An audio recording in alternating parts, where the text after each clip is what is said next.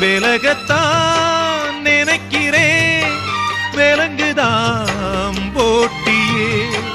கலங்கித்தான் தவிக்கிறேன், கேள்விதான் கேட்டியே.